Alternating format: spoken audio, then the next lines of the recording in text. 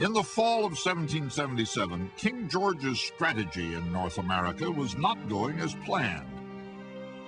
General John Burgoyne was still struggling down the Hudson in his campaign to split America in half. But his expedition had already lost 1,000 men. In mid-September, less than 40 miles from his goal of Albany, Burgoyne, with 6,000 regulars, crossed the Hudson at Saratoga. His path was blocked by 6,000 American troops, strongly entrenched at Bemis Heights, and now under the command of Horatio Gates. Gates had been joined by the legendary rifleman Daniel Morgan. He organized a company of riflemen for service in the Continental troops.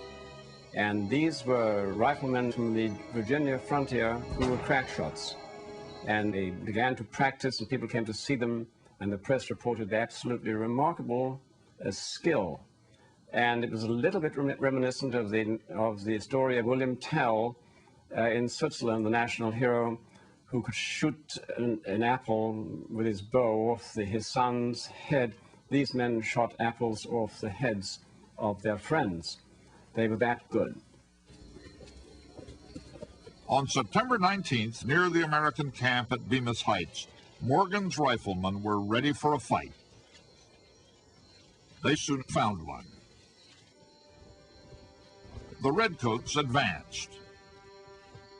For 3 hours, Gates did nothing.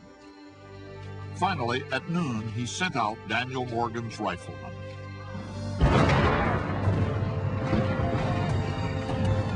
They were driven back by the main body of the British.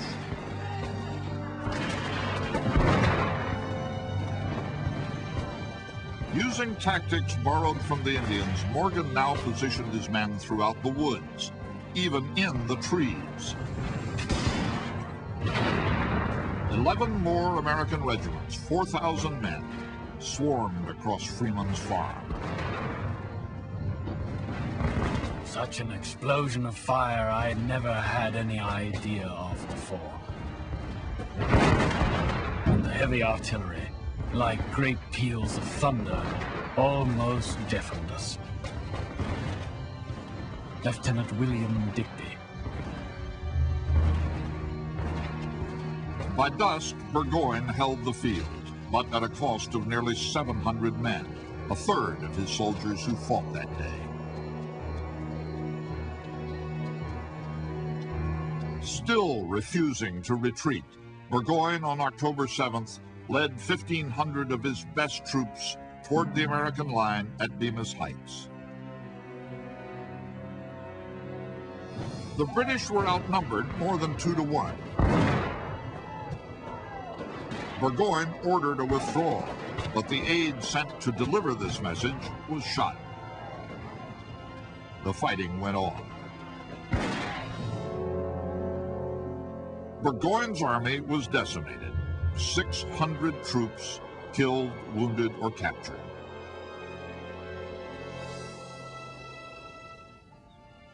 At sundown on October 8th, Burgoyne did what he swore he'd never do: retreat.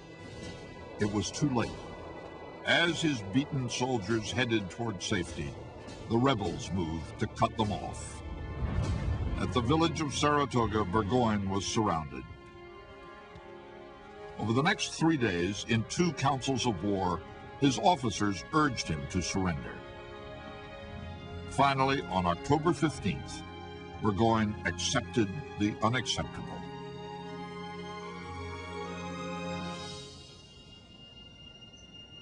On October 17th, the sun came out for the first time in 9 days.